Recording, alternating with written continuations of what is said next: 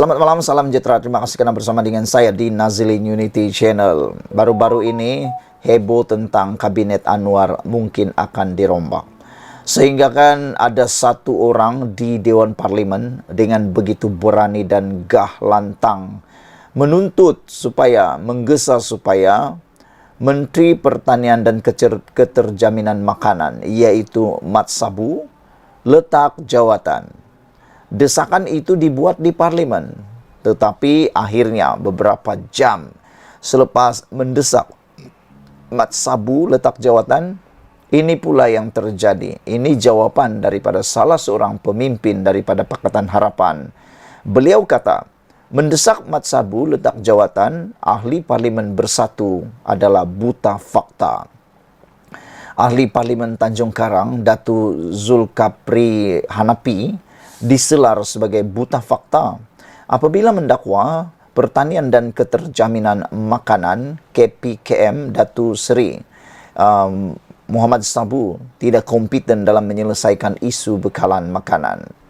Ahli Jawatan Kuasa Pimpinan Amanah Nasional Faiz Fazil berkata, di bawah pimpinan Muhammad Sabu, isu-isu makanan asas seperti telur, sayuran, beras dan ayam telah berjaya distabilkan hanya dalam beberapa minggu sahaja selepas Kerajaan Perpaduan mentadbir negara. Misalnya, apabila isu telur timbul hujung tahun lepas hasil tinggalan Perikatan Nasional, hasil tinggalan daripada peninggalan Perikatan Nasional, masalah itu diselesaikan dalam masa 2 bulan, di mana bekalan melebihi permintaan, kata beliau lagi. Apabila isu beras pula timbul sebulan lepas, kerajaan memutuskan agar harga beras putih import BPI diserap oleh kerajaan bagi membolehkan BPI diperoleh dengan harga runcit RM31 bagi setiap 10 kg. Muhammad Sabu semakin berjaya membetulkan segala kegagalan yang ditinggalkan oleh Menteri Pertanian terdahulu, yaitu Datu Sri Ronald Kiandi daripada parti Zulkepri sendiri, kata beliau. Oleh itu adalah tidak berasas untuk menghukum bahawa Muhammad Sabu atau Mat Sabu dipandu oleh pegawai Kementerian KPKM, sedangkan pegawai KPKM hanya memberi maklumat dan fakta yang membolehkan beliau membuat beberapa keputusan yang berjaya menyelesaikan isu makanan yang berbangkit, katanya dalam satu kenyataan kepada Harapan Daily hari ini. Semalam, Zulkapri mendesak Muhammad Sabu untuk meletakkan jawatan sebagai menteri kerana didakwa tidak kompeten menyelesaikan isu bekalan makanan. Katanya, Mat Sabu hanya dipandu kaki tangan kementerian dan bukannya memandu kementerian tersebut. Faiz bagaimanapun menyifatkan dakwaan Zulkapri itu seolah-olah mempertikai kewibawaan penjawat awam. Untuk rekod di bawah Kerajaan Perpaduan, inflasi kategori daging mereda kepada 5.8% pada Ogos 2023 berbanding 12% pada Julai 2022 di bawah pentadbiran Perikatan Nasional. Inflasi kategori ikan dan makanan laut pula turun kepada 1.5% pada Ogos 2023 berbanding 4.2% Julai 2022. Manakala inflasi kategori telur, susu dan keju jatuh ke 4% berbanding 9.1% Julai 2022. Menurut Faiz yang juga bekas adun permatang pasir itu, Mat Sabu dan pasukannya perlu diberikan lebih masa untuk menyelesaikan masalah berkaitan keterjaminan makanan. Idea penanaman ala Skinchan yang menghasilkan padi yang lebih banyak menunjukkan kehendak politik will yang ada pada Muhammad Sabu dalam merubah daya saing dan SSL makanan negara, terutama beras. Jelas sekali Zulkepri buta fakta dalam membuat serangan terhadap Muhammad Sabu. Momentum kerajaan Madani pimpinan Anwar dalam sektor pertanian perlu diteruskan dan Muhammad Sabu adalah tokoh politik yang kompeten untuk memaju momentum ini, kata beliau lagi. Sekian lagi dulu untuk kali ini. Jangan lupa tinggalkan komen Anda. Sila tekan butang subscribe. Malaysia kita punya, kita juga sama-sama cintai Malaysiaku. Bye-bye. Selamat malam, salam sejahtera. Terima kasih karena bersama dengan saya di Nazilin Unity Channel. Dipetik daripada Harapan Daily. Ini satu lagi berita paling menggembirakan untuk Anwar Ibrahim. Kalau sebelum ini, kononnya Anwar Ibrahim sudah kehilangan 2/3 sokongan di dalam Dewan Rakyat. Hari ini akhirnya Anwar Ibrahim mendapat semula sokongan 2/3 itu. Yang menjadi kejutan kepada kita semua ialah dari mana Anwar dapat satu undi untuk dapat 2/3 itu. Karena sebelum ini Syed Abdul Rahman telah pun mengisytiharkan untuk menjadi sebagian daripada pembangkang namun masih menyokong Anwar Ibrahim.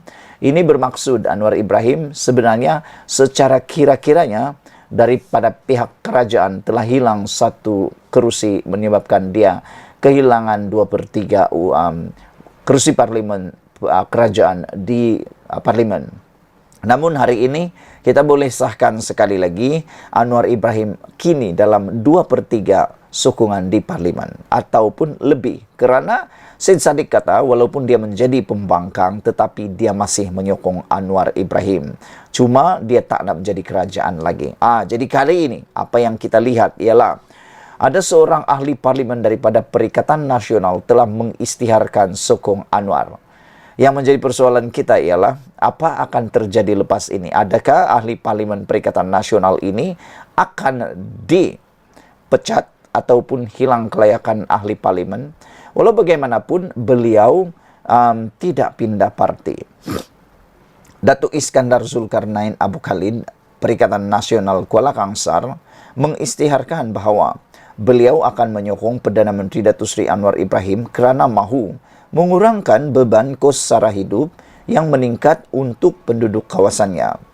Iskandar dari Bersatu berkata, sokongan beliau berkuat kuasa hari ini bertujuan untuk melihat sama ada Anwar akan mengutarakan janjinya berkenan dana peruntukan kawasan untuk parlimen.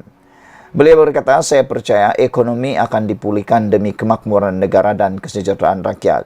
Oleh itu, saya akan menyokong usaha Perdana Menteri mengukuhkan ekonomi, katanya dalam satu kenyataan yang dihantar kepada Akhbar Star. Walau bagaimanapun, beliau menegaskan akan kekal di dalam parti Bersatu. Saya sama sekali tidak akan mengkhianati parti saya. Bersatu dalam apa jua keadaan. Saya menjunjung prinsip kesetiaan, kata beliau. Meskipun di depan dengan risiko tindakan disiplin oleh partinya, Iskandar tidak sanggup melihat penduduk kawasannya terbiar dan ketinggalan kerana perbezaan politik. Oleh itu, saya mengambil keputusan menyokong usaha kerajaan yang mengutamakan kebajikan rakyat sehingga pilihan raya umum seterusnya, kata beliau lagi. Untuk rekod, Anwar menegaskan bahawa peruntukan dana kawasan parlimen untuk ahli parlimen pembangkang akan disalurkan sekiranya blok pembangkang atau blok Perikatan Nasional berunding dengan kerajaan. Timbalan Perdana Menteri Datuk Seri Fadillah Yusof telah mengesahkan tiada usaha rundingan untuk peruntukan dana di kawasan diterima daripada blok Perikatan Nasional. Yang menjadi persoalan ramai orang ialah kenapa belum ada rundingan dibuat oleh orang yang bertanggungjawab. Kerana di blok pembangkang telah pun dipilih beberapa orang menjadi saluran perundingan dengan kerajaan. Sedangkan untuk mereka mendapat dana peruntukan parlimen itu, mereka hanya perlu berunding dan mungkin perlu MOU. Tapi itulah jadi persoalan kenapa selepas 10 bulan, menghampiri setahun, kerajaan ini telah ditubuhkan, masih belum ada rundingan, usaha rundingan dibuat. Itu disahkan sendiri oleh Timbalan Perdana Menteri kita, Datuk Seri Fadillah Yusof. Jadi, apakah tindakan daripada ahli parlimen Perikatan Nasional di Perikatan Nasional Kuala Kangsar ini, iaitu Datuk Iskandar Zulkarnain Abdul Khalid, akan mendapat perhatian daripada Perikatan Nasional?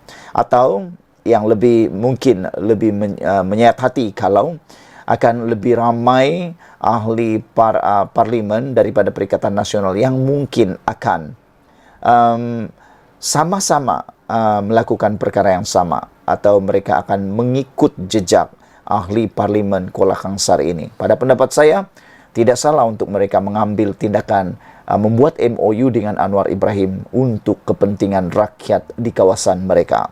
Sekian dulu untuk kali ini. Jangan lupa tinggalkan komen Anda, tekan butang subscribe. Kita jumpa lagi. Bye-bye. Selamat petang, salam sejahtera. Terima kasih karena bersama dengan saya di Nazilin Unity Channel. Ini berita terkini daripada berita harian. Baru diumumkan beberapa menit yang lepas, 12 Oktober 2023. Akhirnya, dipetik daripada berita harian online, SPRM akhirnya menyerbu 5 kilang beras di Kedah. Saudara-saudara sekalian, Suruhanjaya Pencegahan Rasuah Malaysia membongkar ketirisan pengedaran beras dengan menyerbu 5 buah kilang di Kedah hari ini dan semalam. Siasatan SPRM menjuruskan kepada penyelewengan pemberian subsidi kepada petani yang menjual beras tempatan ke kilang berlesen. Dalam operasi itu, SPRM turut menjalankan siasatan untuk mencari punca ketiadaan beras di pasaran, termasuk tindakan mencampur beras tempatan dengan beras import dan menyorok stok beras.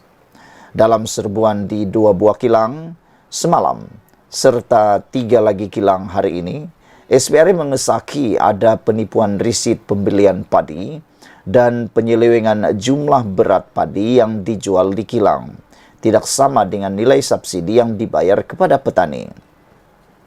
Sumber berkata, SPRM mendapati modus operandi digunakan sindiket ini ialah menipu risit pembelian padi di kilang berkenan.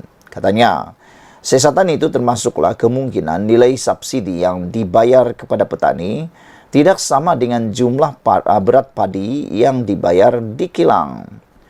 Subsidi yang dibayar oleh kerajaan melalui Bernas sebanyak RM500 bagi setiap tan padi yang dijual di kilang, dengan pihak kilang membeli daripada petani dengan harga RM1.25 sekilogram. Ini bermaksud sekiranya seorang petani menjual 1 tan beras kepada pengilang, mereka akan menerima RM1.250 termasuk RM500 subsidi daripada kerajaan.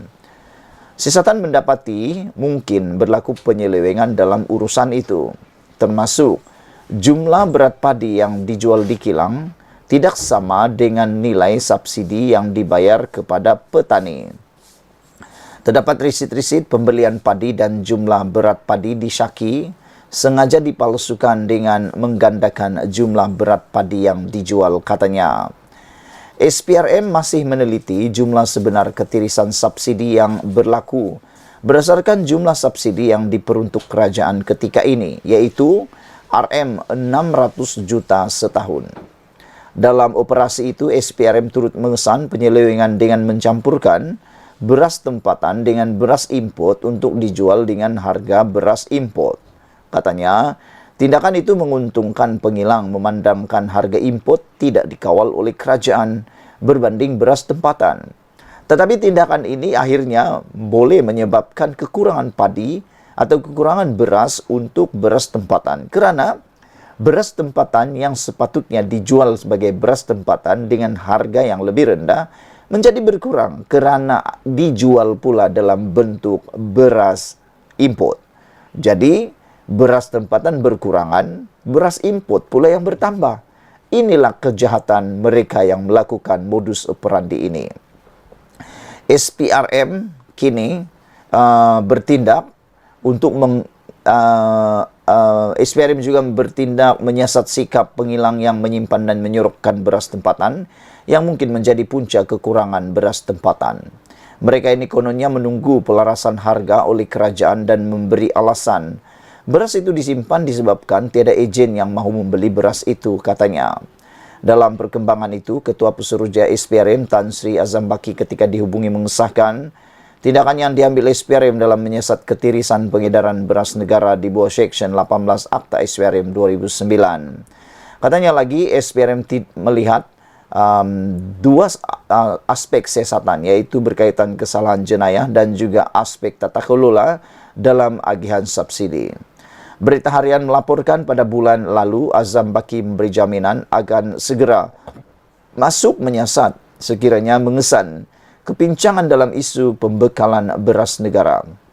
Susulan itu, pada Isnin lalu, SPRM membongkar kegiatan penipuan pembekalan 28.000 tan beras bernilai Rm100 juta ringgit di Kedah yang berlaku kira-kira 7 tahun lalu.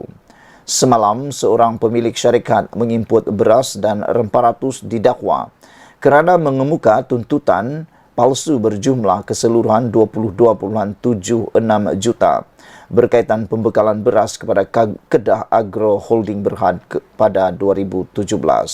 Sekian dulu untuk kali ini. Jangan lupa tinggalkan komen anda. Sila tekan butang subscribe. Malaysia kita punya, kita juga sama-sama cintai Malaysiaku. Bye-bye. Selamat malam, salam sejahtera. Terima kasih kerana bersama dengan saya di Nazilin Unity Channel. Isu yang hangat di media sosial sekarang, di TikTok, ialah tentang satu gambar yang menunjukkan di Harapan Daily, dipetik daripada Harapan Daily, kereta Exco Kedah merampas petak parking OKU Tular. Cerita ini menggamit perasaan ramai netizen. Mereka kata, takkanlah seorang Exco tak faham simbol parking untuk OKU dengan orang yang normal. Mereka kata apa yang menyebabkan kereta Exco Kedah itu rampas petak parking OKU. Kata mereka kalau ia pun terlalu sibuk, kata mereka, janganlah sampai pula memaking di tempat yang tak sepatutnya. Ada juga yang menulis mungkin beliau tergesa-gesa. Mungkin kereta Exco Kedah itu diparking kerana tergesa-gesa nak hadiri mesyuarat atau hanya nak parking sementara sahaja. Tapi ada yang menjawab, bagaimana kalau tiba-tiba ada orang OKU yang nak parking di situ? Nak tunggu macam mana, kata mereka lagi. Walau bagaimanapun, perbuatan memaking kereta di kawasan petak OKU dilihat satu perbuatan yang tidak bertanggungjawab. Bahkan, sedangkan orang kebiasaan, orang awam, orang biasa pun kalau memaking di petak OKU boleh disaman, bahkan boleh dikenakan tindakan dan akan dihujani dengan pelbagai tomahan daripada netizen. Ini kan pula kereta Exco. Hati-hatilah sekarang ini kerana perbuatan seperti ini cepat akan tersebar di mana-mana. Hari ini kita digemparkan dengan satu gambar tular kenderaan rasmi Exco Kerajaan Negeri Kedah diletak dalam petak parking khas orang kelainan upaya atau OKU. Rata-rata mempertikaikan tindakan yang merampas kedudukan untuk kemudahan. OKU itu selain dianggap jelas melanggar undang-undang, pemilik atau pemimpin berkenan yang pastinya sempurna fizikal atau sifat fizikal juga dianggap mementingkan diri tanpa memikirkan kesulitan OKU. Warganet juga hairan bagaimana seorang wakil rakyat tergamak mengambil kesempatan menyalahgunakan kemudahan disediakan kepada golongan itu. Walaupun komuniti OKU dianggarkan hanya sekitar 10% daripada keseluruhan rakyat negara ini, namun banyak kemudahan khas disediakan untuk mereka gagal dihormati sesetengah pihak. Memang bikin panas jugalah kita tengok kan kadang-kadang apabila parking OKU yang hanya 1-2 itu saja pun dirampas oleh orang kebanyakan yang sifatnya normal. Jadi kita harap perbuatan seperti ini janganlah berulang dan semoga adalah penerangan ataupun penjelasan daripada pemilik kenderaan ini. Sekian dulu untuk kali ini. Jangan lupa tinggalkan komen anda. Sila tekan butang subscribe. Malaysia kita punya, kita juga sama-sama cintai Malaysiaku. Bye-bye.